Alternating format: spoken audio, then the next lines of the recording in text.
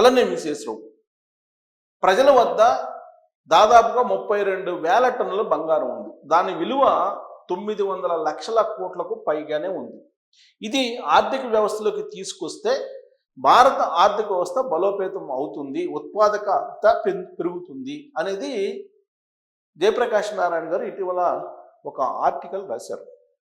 దాని మీద నల్లమోతు చక్రవర్తి గారు, ఈయన సామాజికవేత్త, ఎడ్యుకేషనలిస్ట్ ప్లస్ అధ్యయనం చేస్తుంటారు అనేక అంశాల మీద.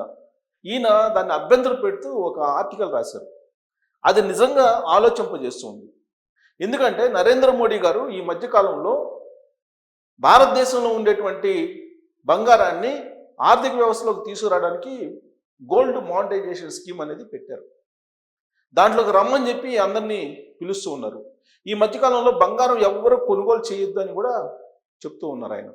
సంవత్సరం పాటు ఎవరు మీరు బంగారం కొనుగోలు చేయొద్దని కూడా చెప్పారు. ఎందుకు?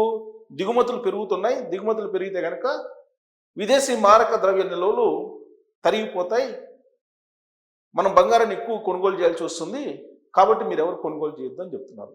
ఇలా మొత్తం మీద రకరకాలుగా ఆర్థికపరమైనటువంటి క్రమశిక్షణని, భారత ఆర్థిక వ్యవస్థని నిలబడానికి ప్రయత్నం చేస్తున్నారు నరేంద్ర మోడీ గారు. దాని మీద అనేక మంది మేధావులు, నిపుణులు, ఆర్థికవేత్తలు రకరకాల అభిప్రాయాన్ని వ్యక్తం చేస్తూ ఉన్నారు. అలా వ్యక్తం చేస్తేనే ఒక క్రీమ్ అనేది బయటకు వస్తుంది, అప్పుడు ఇంప్లిమెంటేషన్కి పనికి వస్తుంది. ఇప్పుడు జయప్రకాష్ నారాయణ గారు చెప్తుంది ఏంటంటే ఖచ్చితంగా బంగారాన్ని బయటికి తీయాల్సిందే, లాకర్లో ఉన్నటువంటి బంగారాన్ని బయటికి తీయాలి. కాకపోతే బలవంతంగా తీయకుండా, పోలీస్ దొంగ పద్ధతిలో కాకుండా స్వచ్ఛందంగా వాళ్ళే వచ్చి బంగారాన్ని బ్యాంకులకు ఇచ్చేలాగా విధానాలను తయారు చేయాలనేది జయప్రకాష్ నారాయణ గారు చెప్తూ ఉన్నారు. అదే గోల్డ్ మానిటైజేషన్ స్కీమ్. దాన్ని కరెక్ట్ కాదు అని చెప్పి నల్లమోతు చక్రవర్తి గారు ఒక ఆర్టికల్ రాశారు. దాంట్లో ఇంపార్టెంట్ పాయింట్స్ ఏంటంటే, ఒకప్పుడు అమెరికా ఇలానే 1933లో బలవంతంగా ప్రజల నుంచి బంగారాన్ని లాగేసుకొని దానికి బదులుగా కరెన్సీని ఇచ్చాయి, కాగితపు కరెన్సీని ఇచ్చాయి ఆ రోజు ఉన్నటువంటి అమెరికా ప్రభుత్వం. ఆ తర్వాత 1971లో డాలర్లకు బదులుగా మేము బంగారం ఇవ్వము అని చెప్పేసి ప్రపంచ దేశాలకు చెప్పేసింది అమెరికా ప్రభుత్వం. అంటే అమెరికాలో ఉండేటువంటి పౌరుల దగ్గర బలవంతంగా బంగారాన్ని తీసుకొని వాళ్ళ చేతిలో కరెన్సీని పెట్టి తిరిగి మళ్ళీ బంగారం ఇప్పటి వరకు ఇవ్వాల. అలాగే ప్రపంచ దేశాలకి డాలర్లకు బదులుగా బంగారం ఇవ్వమంటే బంగారం ఇవ్వాల. అంటే అమెరికా లాంటి ప్రభుత్వమే ఇచ్చినటువంటి హామీని, చేసినటువంటి ప్రామిస్ని ఇవాళకి కూడా అమలు చేయలేదు.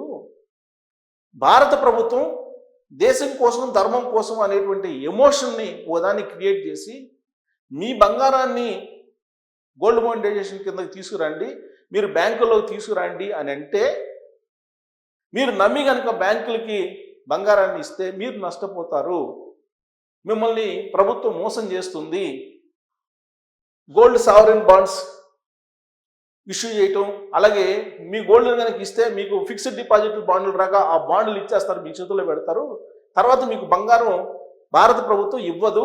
అమెరికా ప్రభుత్వం ఏ విధంగా అయితే ఎగ్గొట్టిందో అలాగే భారత ప్రభుత్వం కూడా ఎగ్గొడుతుంది అనేటువంటి అభిప్రాయాన్ని నల్లమోతు చక్రవర్తి గారు ప్రస్తుతించారు ఆర్టికల్లో. నిజమే, అమెరికా లాంటి ప్రభుత్వం ఎగ్గొట్టినప్పుడు భారత ప్రభుత్వం ఎగ్గొట్టదని మళ్ళీ తిరిగి మన బంగారం మనకి ఇస్తుందని నమ్మకం ఏంటి? ఈ ప్రభుత్వాలను నమ్మచ్చా? నరేంద్ర మోడీ గారు ఇప్పుడు ప్రధానమంత్రిగా ఉంటారు, రేపు ఇంకొకళ్ళు వస్తారు, వచ్చినప్పుడు ఆర్థిక పరిస్థితిని పట్టి అప్పుడు బంగారం ఇస్తారో ఇవ్వరో తెలియదు మనకు. సో నమ్మడానికి లేదు. మరి ఏం చేయాలి? అసలు వాస్తవంగా జయప్రకాష్ నారాయణ గారు చెప్పినట్టు ఒకవేళ కనుక గోల్డ్ మానిటైజేషన్ స్కీమ్ని బాగా పకడ్బందీగా అమలు చేస్తే ఎవరైనా సరే మీరు గోల్డ్ తీసుకొస్తే మీకు ట్యాక్స్ ఫ్రీ, ట్యాక్స్ లేకుండా మేము ఇస్తాం, ఇలాంటివన్నీ పెట్టారు కదా. ఇప్పుడు అసలు బంగారం ఏ రూపంలో ఉంది? మొత్తం భారతదేశంలో 32,000 టన్నుల బంగారం ఉంది అని చెప్పి చెబుతున్నారు ప్రజల దగ్గర. మరి ఈ 32,000 టన్నుల్లో బిస్కెట్ల రూపంలో ఎంత ఉంది, కడ్డీల రూపంలో ఎంత ఉంది, ఆభరణాల రూపంలో ఎంత ఉంది అనేది తేల్చాలి ఫస్ట్. ఒక అనధికారిక లెక్కల ప్రకారం ఆభరణాల రూపంలో కంటే కడ్డీల రూపంలో, బిస్కెట్ రూపంలోనే ఎక్కువ ఉంది అని చెప్పి అంచనా వేస్తున్నారు. అంటే ఇదంతా కూడా బ్లాక్ మనీ. బ్లాక్ మనీని గోల్డ్ రూపంలో దాచారు చాలామంది. ఈ సంస్కరణలు వచ్చినటువంటి క్రమంలో. ఇప్పుడు గోల్డ్ మానిటైజేషన్ స్కీమ్ పెడితే కనుక ఈ బిస్కెట్లు వాళ్ళు, అలాగే కడ్డీలు ఉండేటువంటి వాళ్ళు, బంగారపు బిస్కెట్లు ఉండేటువంటి వాళ్ళు నేరుగా బ్యాంకులకి తీసుకెళ్ళి కమ్మగా బ్లాక్ని వైట్గా మార్చేసుకుంటారు. ఇది ఒక రాచమార్గం అయిపోతుంది అనేది ఇప్పుడు నల్లమోతు చక్రవర్తి గారు చెప్పినటువంటి ఒక మాట. నిజమే అది. జయప్రకాష్ నారాయణ గారు ఏమంటున్నారు, గోల్డ్ మానిటైజేషన్ స్కీమ్కి మొత్తం మీరు డోర్లు ఓపెన్ చేసేస్తే ఉత్పాదకత పెరుగుతుంది, అదంతా వచ్చేస్తుంది ఆర్థిక వ్యవస్థలోకి వచ్చినందువల్ల ఉత్పాదకత పెరుగుతుంది, భారతదేశంలో ఆర్థిక వ్యవస్థ అద్భుతంగా ఉంటుందని చెప్పి జయప్రకాష్ నారాయణ గారు చెప్తున్నారు. ఆయన చెప్పింది కరెక్టే. కానీ అట్ ద సేమ్ టైం మరి బ్లాక్ మనీ ఉన్నటువంటి వాళ్ళు ఇప్పుడు వైట్గా మార్చుకోవడానికి రాచమార్గం ఏర్పడుతుంది కదా. ఖచ్చితంగా ఏర్పడేటువంటి అవకాశం ఉంది. ఇక్కడ అసలు నష్టపోయేది ఎవరు, అసలు ఎందుకు జరుగుతుంది ఇదంతా అంటే సంస్కరణను సక్రమంగా అమలు చేయకపోవటం, విచ్చలవిడిగా కరెన్సీని ముద్రించడం. మన రూపీ ఎందుకు పడిపోతుంది, ఇంత దారుణంగా ఎందుకు పడిపోతుంది? విచ్చలవిడిగా మన రూపాయిని ముద్రించడం అంటే మన రూపాయికి విలువ లేకపోవడం. మన రూపాయికి విలువ ఉంటే కనుక ఇంత దారుణంగా పడిపోదు. సో అక్కడ కంట్రోల్ చేయాలి, ద్రవ్యోల్బణాన్ని కంట్రోల్ చేయాలి.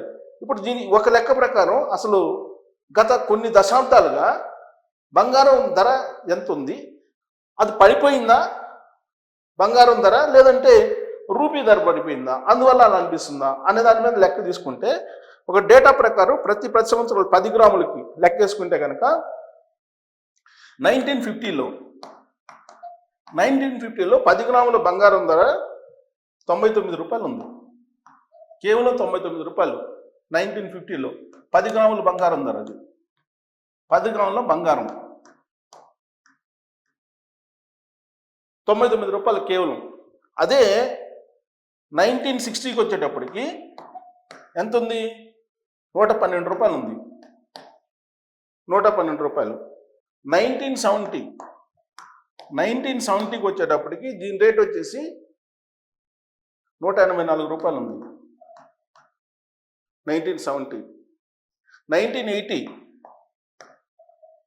1980కి వచ్చేటప్పటికి 1330 రూపాయలు ఉంది. అదే 1990 ఇక్కడి నుంచి సంస్కరణలు వచ్చినాయి మనకు, ఆర్థిక సంస్కరణలు. 1990కి వచ్చేటప్పటికి 3200 ఉంది ఆర్థిక సంవత్సరంలో వచ్చినటువంటి సంవత్సరానికి. సో ఇక అక్కడి తర్వాత 1990 తర్వాత 2000కి వచ్చేటప్పటికి ఎంత ఉంది, 2000లో 4400 ఉంది. ఇక 2010 అంటే ఎవ్రీ 10 ఇయర్స్కి పెరిగిందని లెక్కేశారు, 18500. 2020కి వచ్చేసరికి 48857, అంటే సగటున వేసిన లెక్క.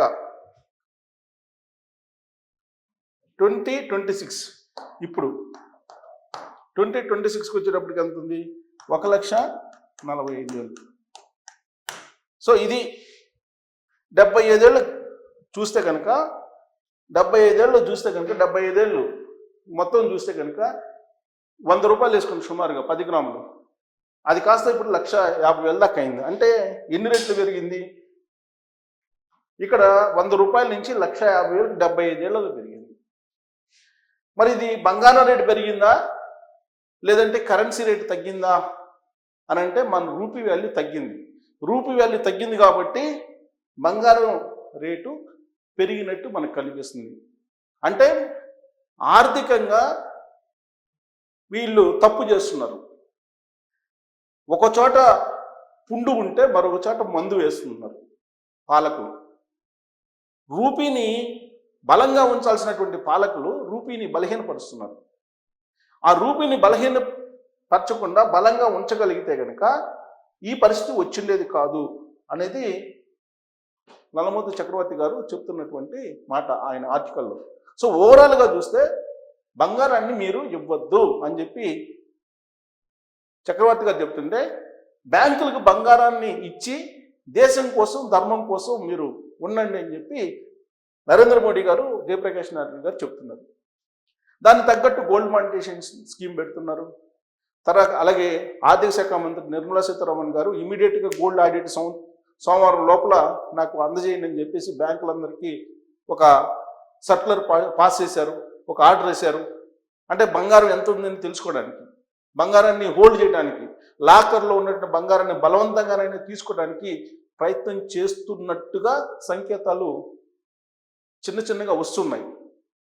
ఎందుకంటే అమెరికాలో 1933లో బలవంతంగా లాక్కుంది బంగారం అమెరికా దేశం ప్రజల నుంచి. సో అలాంటి పరిస్థితి భారతదేశంలో వస్తుందా? అసలు బంగారాన్ని, ఆభరణాలని భారతీయులు ఇస్తారా అని అంటే సెంటిమెంట్, ఎమోషన్, బంగారంతో ఎమోషన్ ఉంటుంది భారతీయులకి. అంత ఈజీగా బంగారాన్ని ఇవ్వరు. ఒకవేళ అవసరం అయితే దాన్ని తాకట్టు పెట్టుకొని డబ్బులు తీసుకుంటారు, కానీ బంగారాన్ని బ్యాంకులకి ఇచ్చి దాన్ని కడ్డీల రూపంలో మార్చుకోవడానికి వాళ్ళ మానసిక స్థితి ఒప్పుకోదు. కాబట్టి అమెరికాలో బలవంతంగా ప్రజల నుంచి అప్పుడు 1933లో తీసుకొని ఉండొచ్చు, కానీ భారతదేశంలో తీసుకోవడం అంత ఈజీనా అనే దాని మీద మీరు కామెంట్ చేయొచ్చు. Thank you.